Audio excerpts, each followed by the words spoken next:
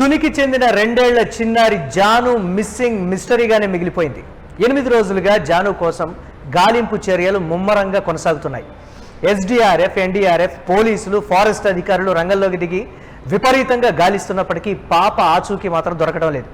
పాప మిస్సింగ్ పై కుటుంబ సభ్యులు మాత్రం తీవ్ర ఆందోళన అయితే వ్యక్తం చేస్తూ ఉన్నారు.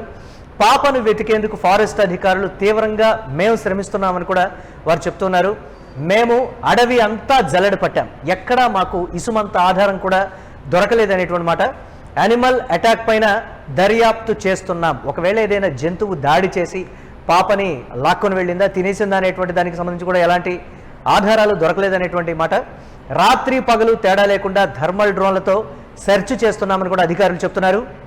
అయితే ఫారెస్ట్ అధికారులు చెప్తున్నటువంటి ఒక మాట, దగ్గరలో ఒక కొండ ఉంది, కానీ పాప ఆ కొండ ఎక్కేటువంటి పరిస్థితి అయితే లేదు. కొండంతా మొత్తం ముళ్లతో నిండిపోయింది కాబట్టి వెళ్ళేటువంటి పరిస్థితి అయితే అక్కడ ఉండదు అనేటువంటి మాట చెప్తున్నారు. పాప మిస్సింగ్ పై రకరకాలైనటువంటి అనుమానాలను అయితే అధికారులు వ్యక్తం చేస్తూ ఉన్నటువంటి పరిస్థితి. జాను ఎలా మిస్ అయిందో పోలీసులే గుర్తించాలి అని ఫారెస్ట్ అధికారులు అయితే పోలీసులకి చెప్పినటువంటి పరిస్థితి. అయితే పాపను కొండ చిలువ మింగేసిందా అనేటువంటి అనుమానాలు, ఒకవేళ ఆనవాళ్లు లేకుండా పాప ఒకవేళ మిస్ అయింది అని అంటే అక్కడ యానిమల్ అటాక్కి సంబంధించి ఏదో ఒక బ్లడ్ మార్క్స్ కానీ ఏదో ఒక ఆధారాలు ఉంటాయి. కిడ్నాప్కి సంబంధించి కావచ్చు, లేకపోతే ఇతరత్ర అన్ని కోణాల్లో దర్యాప్తు చేశాం, ఎక్కడ అనుమానాలే తప్ప ఆధారాలు లేవు, ఏమీ కూడా కనిపించడం లేదు. పెంపుడు కుక్క మరణంతో మరింత ఆందోళన అయితే వ్యక్తమవుతున్నటువంటి పరిస్థితి. పాప మిస్ అయిన తర్వాత 3 రోజులకి పెంపుడు కుక్క తిరిగి వచ్చినటువంటి పరిస్థితి ఉంది. జీపీఎస్ ట్రాకర్ని పెట్టి మళ్ళీ ఆ కుక్కను పంపించినప్పటికీ కూడా కుక్క మొత్తం ఒక 8 కిలోమీటర్ల వరకు వెళ్ళి మళ్ళీ తిరిగి వచ్చి అనుమానాస్పద రీతిలో తిండి కూడా లేకుండా నీళ్లు కూడా తాగకుండా మరణించినటువంటి దానికి సంబంధించి కూడా ఎవరైనా అటాక్ చేశారా, లేకపోతే ఏదైనా మెడిసిన్ దానికి ఇచ్చారా అనేది కూడా ఒక అనుమానాలు అయితే వ్యక్తమవుతున్నాయి. కిడ్నాప్ కోణానికి సంబంధించి ఎక్కడా కూడా ఆధారాలు లేనటువంటి పరిస్థితి. అలాగే ఆ పాప తల్లి వ్యక్తం చేసినటువంటి ఒక కీలక అనుమానం, తండ్రికి సంబంధించినటువంటి స్నేహితులు ఏవైనా దుశ్చర్యకు పాల్పడ్డారా అంటే పోలీసులు ఆ కోణంలో కూడా విచారణ చేసి అది కూడా లేదని తేల్చారు. ఒక్క అనుమానం అయితే పర్టికులర్గా ఉంది, కొండ చిలువ మింగేస్తే పూర్తి ఆధారాలతో సహా ఏమీ లేకుండా మాయమైపోతుంది. ఇదొక్కటే ప్రధానంగా వినిపిస్తున్నటువంటి ప్రశ్న. అధికారులు ఎన్ని రకాల చర్యలు తీసుకుంటున్నా కానీ ఆ పాప ఆచూకీ మాత్రం దొరకడం లేదు. కొండ చిలువ మింగేస్తే తప్ప ఎలాంటి ఆనవాళ్లు దొరకవు. ఒకవేళ అలాంటిది ఏదైనా జరిగితే జంతువులు లాక్కెళ్తే రక్తం మరకలు ఉంటాయి కదా, లాక్కొని పోయినటువంటి చారలు కూడా కనిపించే అవకాశం ఉంటుంది. ఒక 2 ఏళ్ల చిన్నారి ఎంత దూరం వెళ్తుంది? సో దీనికి సంబంధించి కూడా రకరకాలైనటువంటి ప్రశ్నలు అయితే తలెత్తుతున్నాయి.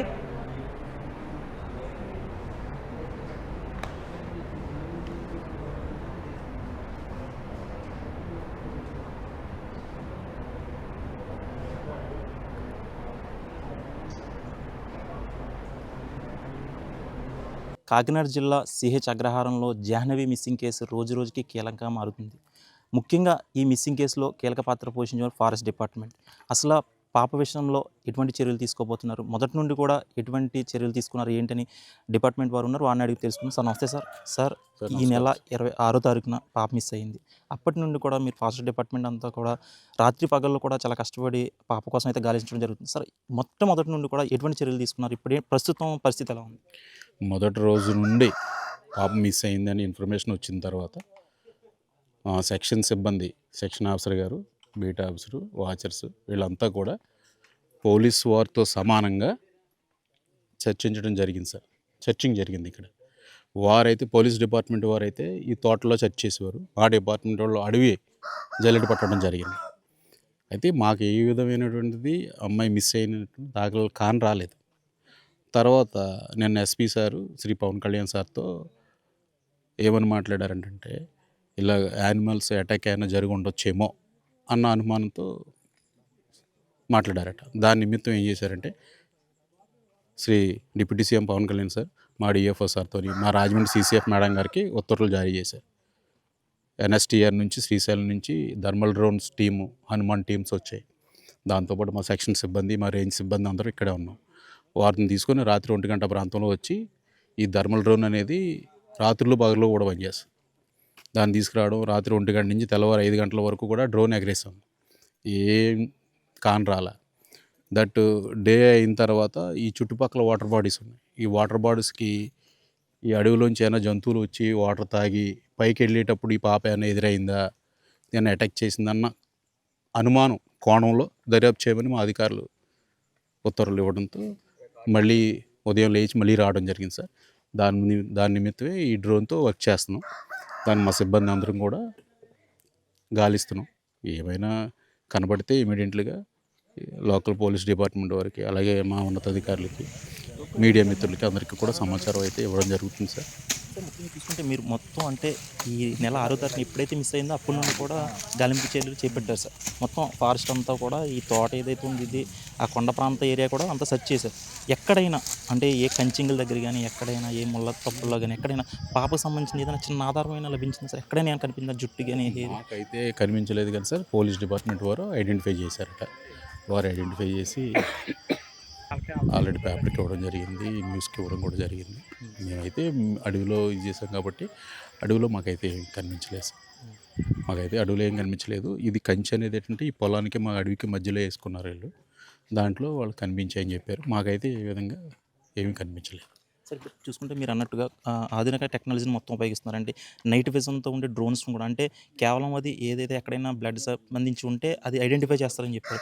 అటువంటి ఆధునిక టెక్నాలజీ అంటే ఇప్పుడు నిన్న already deputy CM Pawan Kalyan కూడా కొన్ని ఆదేశాలు అయితే జారీ చేశారు. బృందాలను పెంచండి, కొంచెం త్వరిగతిన దీన్ని కొంచెం ఛేదించేలా చూడండి అని చెప్పేసి అన్నారు. అంటే కొంతమంది ఏమంటారు ప్రమాదం జరిగి ఉండొచ్చు, లేకపోతే కొంతమంది ఏమైనా కిడ్నాప్ అయ్యి ఉండొచ్చు అంటున్నారు. మరి ఏ కోణంలో చూడవచ్చు? అదేవిధంగా ఎటువంటి ఆధునిక టెక్నాలజీ అని ఉపయోగిస్తే సార్ మాకు తెలిసిన నాలెడ్జ్ ప్రకారంగా మేము అడవుల్లో తిరుగుతాం, కొండలు ఎక్కుతూ ఉంటాం కాబట్టి ఈ తోట నేను గతంలో సర్వే చేశాను సార్. ఎందుకంటే ఈ పొలానికి మా అడవికి మధ్యలో హద్దుకి నేను సర్వే చేశాను మా బీట్ ఆఫీసర్ని పెట్టుకుని. ఆ కంచి దాటి జస్ట్ 50 మీటర్ల కొండ ఎక్కలేకపోయాం సార్. హిల్ ఇలా ఉంటుంది స్లోప్. అలాంటిది ఈ పాప 2.5 సంవత్సరాలు పాప, నాకు తెలుసుండి ఈ ఇంటి దగ్గర నుంచి కనీసం ఒక 200 మీటర్లు కూడా ఇల్లు ఉండదు మా ఊహ.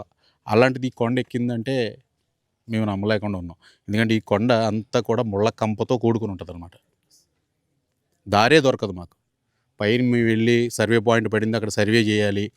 అక్కడ పాయింట్, అక్కడ వెజిటేషన్ ఏముంది ఇవన్నీ వెరిఫికేషన్ చేసే టైంలో 2 మనుషులు 3 మనుషులు కత్తిలెట్టుకుని ముందు పంపించి బాట కొట్టించుకుంటూ వెళ్తాం అన్నమాట.